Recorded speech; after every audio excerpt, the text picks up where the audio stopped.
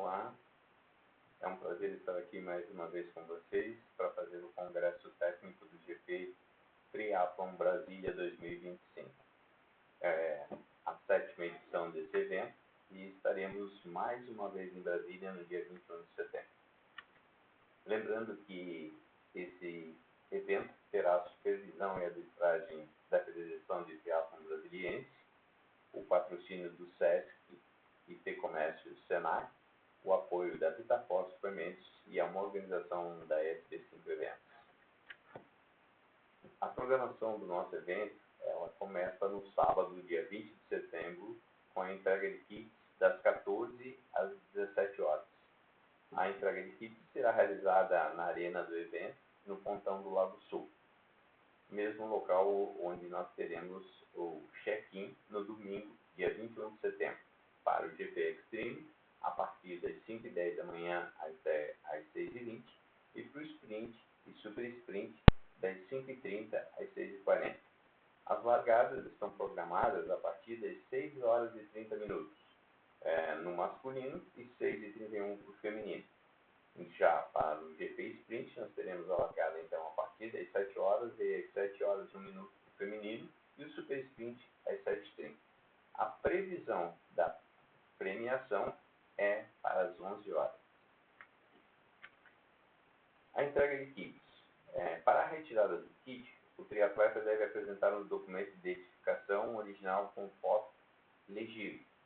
Caso o triatleta não possa comparecer, ele pode autorizar um representante a retirar o kit mediante a apresentação de um documento seu e uma declaração que pode ser através de mensagem autorizando a retirada. Certo? Não há nenhum problema que ele faça o envio dessa mensagem por WhatsApp, ou se ele preferir, pode ser de próprio punho ou impresso. Não há problema. Mas desde que quem for retirar o kit por um terceiro, faça isso documentalmente.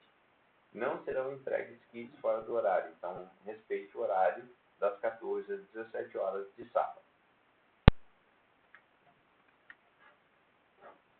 Com relação aos kits, o kit do GP Extreme ele é composto pelo numeral de capacete, que deve ser posto à frente do capacete, que é um número pequeno, que o atleta recebe. O numeral de bike, que é um número que deve ser colado no canote da bike, né? Então, um atleta deve colar esse número no canote da bike. O numeral de peito, que o atleta deve utilizar no seu uniforme somente para a corrida, né? Então ele pode utilizar esse numeral com um race belt ou preso com abraçadeiras. A touca que cada modalidade tem, cada atleta vai receber uma touca de silicone de acordo com a sua largada, né? E para quem fez a aquisição do kit prêmio, então vai receber também uma mochila do GP Extreme, quem fez a aquisição, né? O squeeze do GP Triathlon, o race belt da modalidade e uma camisa de ciclismo que pode ser de outra cor. Enfim, são esses os kits que serão entregues para o GP Extreme, GP Sprint, Super Sprint, Mountain Bike e PCD. Lembrando que só receberão o kit prêmio os atletas que fizeram a aquisição em separado deste kit. As categorias. O GP Extreme ele é uma modalidade que ele só pode ser praticado devido às suas distâncias a partir dos 18 anos. Então nós temos a modalidade com a faixa etária de 18 a 24, depois de 5 em 5 anos, 25 a 29, 30 a 34, 35 a 39, até os 75 mais. Já o GP Sprint, que é uma modalidade menor, né, com as distâncias menores, nós aceitamos então atletas com 14 a 15, 16 a 19, 20 24, 25 a 29 e assim até os 75 anos. O Super Sprint, que é uma modalidade de entrada, as modalidades sofrem um pouquinho de diferença. É 14 a 15, 16 a 19, 20 a 29, 30 a 39, ou seja, a modalidade é dividida de 10 em 10 anos. E para o mountain bike, para atleta, é uma categoria única, né? Todos os atletas da categoria mountain bike correm entre si, independentemente da idade, e como nós não temos uma prova específica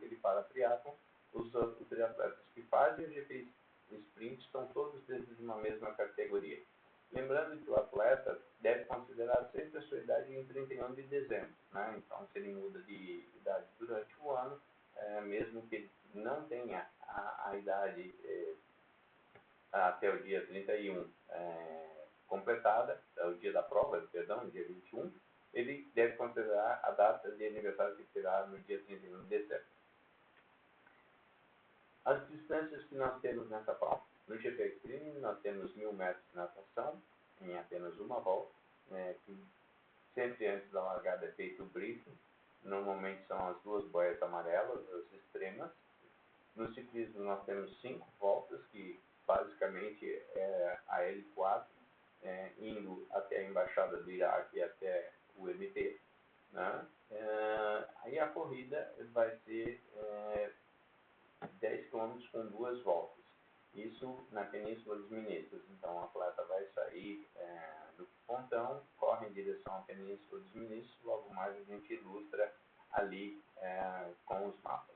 O GP Sprint também uma volta de natação, apenas uma volta no percurso de ciclismo e uma volta, vai 2,5 e volta 2,5, completando os 5 km. O Super Sprint, então, são apenas 375 metros de natação. Nós vamos orientar lá na largada, que ela pode ser modificada um pouquinho do mapa, de acordo com as condições que nós tivermos no dia da prova. 10 km apenas, então o atleta sai, vai até a Embaixada do Iraque, retorna e já entra novamente no percurso. E a corrida, ele vai 1.250 e retorna 1.250 para completar os 2,5 km na prova de Super Sprint. Lembrando que o mountain bike e o para-atleta fazem a prova do GP Sprint. Aqui nós temos uma ilustração, apenas uma ilustração, porque no dia da prova a gente pode eventualmente ter uma modificação por uma questão de segurança. Quanto mais próximo da borda a gente nadar, mais segurança a gente tem. Então talvez a gente consiga autorização do pontão para largar desse deck que vocês veem ilustrados aí no mapa, e aí modificaria um pouquinho a forma triangular, mas as distâncias permanecem as mesmas, sendo 1.000 metros de natação para o GP Extreme, 750 metros para o GP Sprint, mountain bike para atleta e 375 metros para o GP Super Sprint. Todos eles em uma única volta. Então, pode eventualmente nós, no dia da prova, largarmos de um outro ponto que não há esse mostrado aqui no mapa, mas isso não implica que as distâncias não estarão de acordo com aquilo que nós estamos aqui propondo. 1.000 metros, 750 metros e 375 metros. Lembrando que o atleta deve utilizar a touca obrigatoriamente da sua categoria. Provavelmente o GP Extreme vai nadar com touca vermelha, o GP Sprint talvez touca azul e o GP Sprint touca branca. Deve utilizar a roupa de borracha, se ele tiver, né? A água do lago é sempre mais fria, ela é liberada e recomendada. Se o atleta quiser usar uma boia de segurança, ele pode utilizar, mas ele deve largar atrás dos demais para que ninguém segure na sua boia, né? Causando transtorno na natação. É proibido sair fora da rampa, né? O atleta que precisar sair da água, ele obrigatoriamente deve chamar um caiaqueiro, um SUP, um bombeiro, para que faça o resgate se ele não conseguir completar a natação. Sempre recomendamos que o atleta esteja preparado para nadar no lago. O lago é um lugar mais difícil de nadar uma piscina. A roupa de natação é uma questão de segurança, mas se o atleta se sentir desconfortável, não se sentir seguro, é que ele procure respirar, não entrar em desespero, tá? Não ficar nervoso. Ele movimenta as pernas, movimenta os braços e chama o guarda-vidas, e o guarda-vidas vai dar imediatamente suporte para que ele possa sair da água.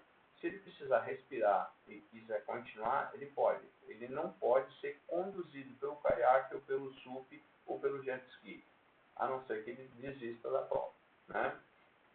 Então, obedecer sempre as instruções dos árbitros e dos guarda-vidas e bombeiros nesse momento, para que a prova seja feita com segurança.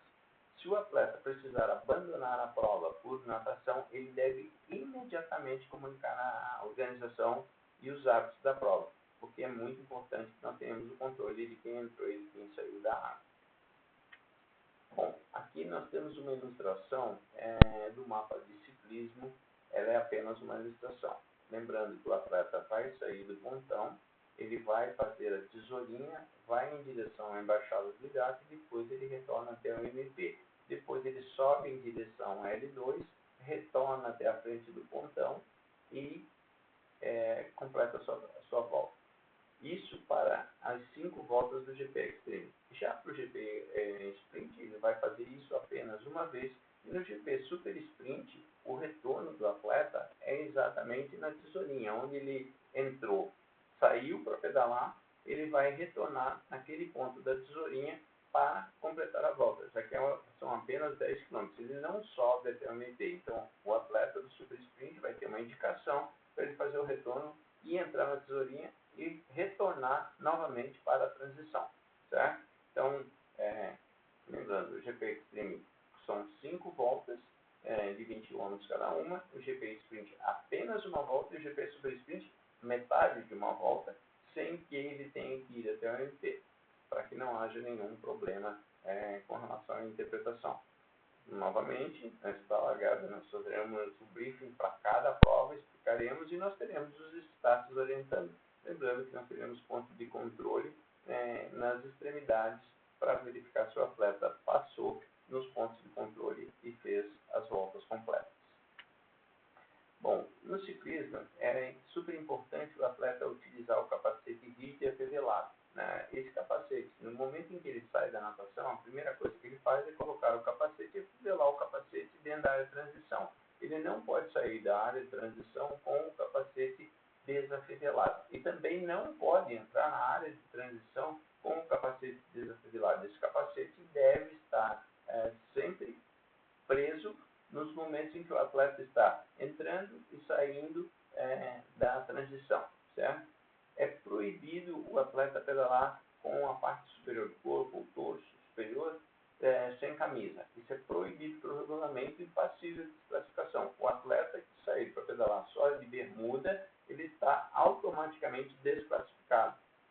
Isso está no regulamento.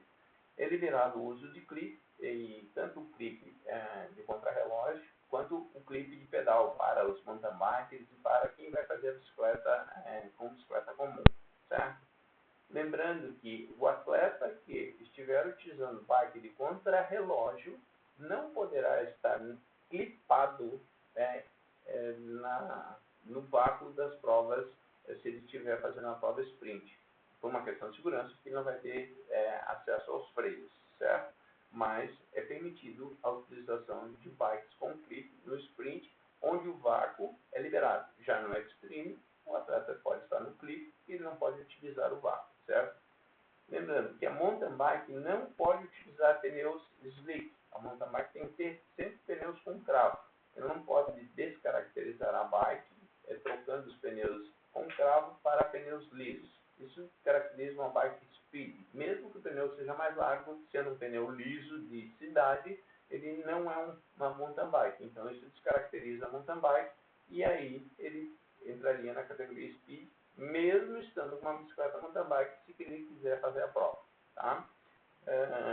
É sempre importante o atleta lembrar que ele tem que respeitar a faixa de monte e desmonte, tanto quando ele sai da transição até o início do ciclismo, quando ele retornar da transição no final do ciclismo, certo? É importante o atleta sempre percorrer o percurso do ciclismo sempre pelo lado direito da via. Como nós vamos estar pedalando em 2 faixas da L2, somente 2 faixas do lado superior da L2, nós não poderemos então cruzar a pista. O atleta vai utilizar as 2 pistas da L2, tanto para subir quanto para descer, e nesse ponto ele vai então utilizar sempre o lado direito da pista. E quando ele for ultrapassar, sempre avise o atleta da frente, esquerda, esquerda, esquerda, que ele está ultrapassando. Não ultrapasse para a direita, para evitar com que, ao ultrapassar para a direita, o atleta se projete para a esquerda, podendo se chocar com o atleta que vem no sentido contrário. Então, é muito importante que se respeite isso, certo? Por receber as orientações dos status, lembrando que a responsabilidade da contagem do número de voltas é do atleta. Evidentemente que a maioria dos atletas tem um Garmin, enfim, qualquer dispositivo eletrônico para marcar o seu número de voltas. Mas, de qualquer forma, a responsabilidade sobre o número de voltas percorrido é do atleta. Nenhum staff tem obrigação, a staff e o árbitro tem obrigação de informar o número de voltas que o atleta está, certo? Então, a contagem do número de voltas é de responsabilidade do atleta. Bom, aqui nós temos o percurso da corrida, né? O atleta vai sair da área de transição, vai percorrer a calçada do pontão, sai pelo portão principal do pontão, corre na calçada, passa próximo ao deck, vai até 2,5 km e vai fazer o retorno. Só retornando ao ciclismo aqui, vamos voltar aqui no ciclismo, desculpa, na subida que nós temos na L2, nós vamos ter um ponto de hidratação, como é feito no Ironman. As garrafas são entregues garrafas de água sem tampa para que o atleta receba a hidratação. Então ele vai estar subindo em baixa velocidade, ele recebe a garrafa de água, ele faz o descarte depois dele abastecer. Se abastecer, ele faz o descarte e retorna com a garrafa para que a gente possa fazer a limpeza do local, certo? E na corrida, nós teremos um ponto de hidratação no quilômetro 1, então seria também o quilômetro 3 da volta, e no final da corrida próximo nós também teremos um ponto de hidratação. Então são 2 pontos de hidratação na corrida e um ponto de hidratação no ciclismo. Lembrando que no ciclismo serão entregues garrafas de água e na corrida copinhos de água. Na corrida é importante que o atleta, como ele vai estar correndo no sentido anti-horário, que ele permaneça sempre do lado direito da faixa da pista, para que não haja choque entre um atleta e outro vindo. Utilizar sempre o número de peito à frente do corpo, né? O número de peito deve ficar visível para que os árbitros possam fazer a conferência da chegada, para que ele tenha o seu registro fotográfico com maior facilidade de identificação, né? Para que isso seja facilitado e respeitar sempre as instruções dos árbitros dos estados. Pode eventualmente acontecer uma interrupção de pista, algum acidente, alguma coisa que vai ter sempre um staff orientando. É proibido pacing com patinete, com bicicleta ou mesmo o atleta correndo do lado dele, né? O atleta deve fazer a sua prova de forma individual. E o pacing, assim como na natação é permitido que você use a boia, no pacing é proibido. O pacing é proibido na corrida e é passível de desclassificação, certo? A premiação. Nós temos o GP Limite, a premiação geral de primeira a quinta. Os 5 primeiros atletas saem da premiação geral, né? Eles têm uma premiação diferenciada e depois os demais ficam nas faixas etárias daquelas que nós informamos anteriormente. No GP Sprint, a premiação é feita de primeira a terceira em todas as faixas etárias. O mountain bike e o PCD são individuais, né? O mountain bike é uma categoria única e o PCD é uma categoria única. Todos os atletas que completarem vão receber a sua medalha e seu troféu de finisher. Bom, as considerações finais. A organização é soberana nos casos que estejam omissos nesse regulamento. São casos omissos. Vamos que eventualmente ocorra um acidente na rodovia, um vendaval ou a condição climática no dia da prova não esteja adequada à realização. Nesse momento, a organização pode tomar uma decisão de transformar a prova em duátlon, ou diminuir o percurso, sempre pensando em garantir a segurança de todos os triatletas. O triatleta que cortar o percurso na natação, no ciclismo ou na corrida é automaticamente desclassificado. Mas eu retornei só 50 metros antes. Não importa. O atleta tem que fazer o percurso completo para que não tenha nenhuma vantagem competitiva sobre os demais, o que é passível de desclassificação. Lógico que como as bicicletas atingem as velocidades superiores a 50 ou até 60, em alguns casos, alguns triatletas conseguem desenvolver velocidades superiores a 70 km por hora, a gente recomenda que a bicicleta esteja com os freios verificados e adequados, né? Nós temos um tempo máximo para a realização das provas no GP Extreme de 6 horas, e não temos histórico, né? Uma prova que dura em média de 3 horas e meia a 4 horas. O GP Sprint, nós temos um tempo máximo de 2 horas, né? Os atletas que tiverem fora desse tempo eles podem completar a prova, mas não entram na classificação geral, e o super sprint 1 hora e meia. Ou seja, todos esses atletas estarão fazendo suas provas, poderão finalizá-la, só não podem ultrapassar esses tempos para que seus tempos estejam validados. Lembrando que nós temos tempo para liberar as rodovias, uma vez que nós não podemos impedir o trânsito por um período além daquilo que foi autorizado. O congresso técnico está disponível no YouTube, na nossa página GP Teatro, e também qualquer dúvida vocês poderão então entrar em contato com a nossa equipe no 61-99648-097. Nós esperamos que todos vocês façam uma excelente prova, esperamos que seja um dia maravilhoso em Brasília, que tenham excelentes registros fotográficos da Fotop nesse evento, que tem feito fotos maravilhosas de todos vocês, e que aqueles que estão buscando bater seus recordes pessoais consigam atingi-los. Uma boa prova a todos, e eu espero que muito em breve nós estejamos nos encontrando em Brasília. Forte abraço a todos.